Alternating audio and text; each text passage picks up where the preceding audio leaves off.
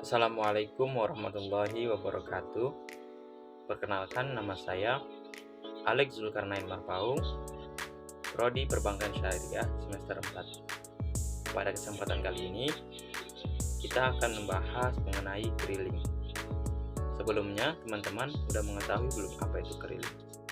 Berdasarkan Peraturan Bank Indonesia Nomor 7/18/PBI 2005, clearing merupakan pertukaran warkat atau data keuangan elektronik antar bank, baik atas nama bank maupun pelanggan, yang mana hasil perhitungannya terselesaikan pada waktu tertentu.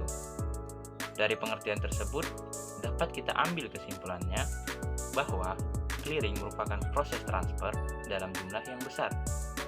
Akan tetapi, beda dengan transfer biasa yang melalui mesin ATM. Proses transfer lewat clearing membutuhkan waktu yang tidak sebentar. Umumnya 2-3 hari disebabkan bank pengirim harus menyetorkan dana terlebih lagi sebelumnya ke Bank Indonesia. Setelah itu, barulah akan mengirimkannya kepada bank penerima. Clearing biasanya digunakan dalam perdagangan besar sebagai sarana perhitungan hutang piutang yang bentuknya surat berharga dan surat dagang. Kita masuk pada pembahasan kedua, yaitu jenis-jenis keriling. Jenis-jenis keriling itu terbagi menjadi 3. Yang pertama ialah jenis clearing umum. Clearing umum merupakan jenis clearing yang biasanya digunakan dalam perhitungan warkat perbankan. Pengaturan sistem maupun proses pelaksanaannya langsung oleh Bank Indonesia selaku pihak yang berwenang. Yang kedua ialah clearing lokal. Clearing lokal merupakan alat perhitungan warkat yang dilakukan antar bank yang berada dalam satu wilayah tertentu. Yang ketiga ialah clearing antar cabang. Clearing antar cabang ini adalah salah satu cara transfer uang atau sarana perhitungan utang piutang surat berharga yang khusus dilakukan oleh pada bank yang umumnya berada dalam satu daerah tertentu. Kita masuk pada pembahasan yang ketiga, yaitu sistem keriling. Sistem keriling ada 4, yaitu yang pertama sistem manual. Sistem pelaksanaan lokal yang dalam pelaksanaan perhitungan pembuatan bilet saldo clearing serta pemilihan warkat dilakukan secara manual oleh setiap peserta. Kemudian sistem otomasi, sistem yang penyelenggaraan clearing lokal yang dalam pelaksanaan perhitungan pembuatan bilet saldo clearing dan pemilihan warkat dilakukan oleh penyelenggara secara otomasi.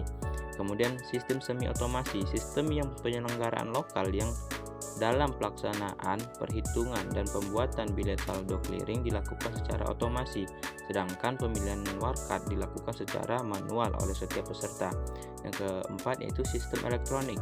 Sistem clearing elektronik adalah sistem yang seluruh perhitungannya nanti akan disesuaikan dengan perhitungan elektronik. Kita masuk pada pembahasan yang keempat, yaitu peserta keriling. Peserta keriling itu ada 2, peserta langsung dan peserta tidak langsung. 1 yaitu peserta langsung. Peserta langsung adalah peserta yang ikut serta dalam pelaksanaan clearing secara langsung dengan menggunakan identitasnya sendiri. Untuk menjadi peserta langsung harus memenuhi syarat-syarat yang berlaku, antara lain: A. Kantor bank yang dapat menjadi peserta langsung adalah kantor cabang pembantu dari bank yang kantor pusatnya berkedudukan di luar negeri. Kemudian B. Kantor bank mempunyai kantor lain yang memiliki rekening giro di salah satu bank Indonesia. C. Lokasi kantor bank memungkinkan bank tersebut untuk mengikuti clearing secara tertib sesuai jadwal clearing yang telah ditetapkan. Yang kedua yaitu peserta tidak langsung. Peserta tidak langsung ialah peserta yang ikut pelaksanaan clearing tetapi menggunakan identitas peserta langsung yang menjadi induknya, yang merupakan bank yang sama. Untuk menjadi peserta tidak langsung harus memenuhi syarat-syarat yang berlaku. Pertama, kantor bank yang dapat menjadi peserta tidak langsung adalah kantor cabang yang telah memperoleh surat pembukaan kantor dari Bank Indonesia. Yang kedua, kantor cabang pembantu dari bank yang kantor pusatnya berkedudukan di luar negeri yang telah memperoleh izin pembukaan dari Bank Indonesia. Kantor cabang pembantu dari bank yang kantor pusatnya berkedudukan di luar negeri yang telah dilaporkan kepada Bank Indonesia. Kemudian kantor lain yang merupakan bank yang sama telah menjadi peserta langsung di wilayah clearing yang sama. Kemudian kantor bank sebagaimana disebutkan pada huruf A ataupun yang pertama tadi menginduk pada kantor lain yang merupakan bank yang sama yang telah menjadi peserta wilayah clearing. Kemudian kita masuk pada pembahasan yang kelima, yaitu warkat dan dokumen clearing. Warkat merupakan alat pembayaran non-tunai yang diperhitungkan atas beban atau keuntungan pelanggan pada bank melalui clearing. Warkat sendiri berupa surat berharga yang dikeluarkan oleh suatu bank yang menggambarkan dana yang belum diterima. Warkat yang diperhitungkan yaitu pertama cek, kemudian bilir giro, WIBank, kemudian warkat hutang, kemudian warkat kredit. Yang kedua yaitu dokumen clearing. Dokumen clearing merupakan alat bantu dalam proses perhitungan clearing yang berfungsi sebagai kontrol dalam hal SKNBI atau Situs Clearing Nasional Bank Indonesia. Kita masuk yang ketiga yaitu bentuk clearing formulir yang digunakan untuk proses perhitungan clearing lokal dengan manual, yaitu yang pertama, neraca clearing menyampaikan pengembalian gabungan. Bentuk ini disediakan oleh penyelenggara dan digunakan oleh penyelenggara untuk menyusun rekapitulasi neraca clearing penyerahan atau pengembalian.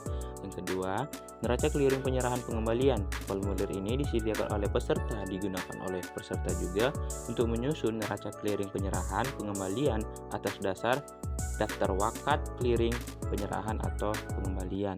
Yang ketiga yaitu bilik saldo clearing. Formulir ini disediakan oleh peserta dan digunakan oleh peserta juga untuk menyusun bilik saldo clearing berdasarkan neraca clearing disampaikan dan neraca clearing pengembalian.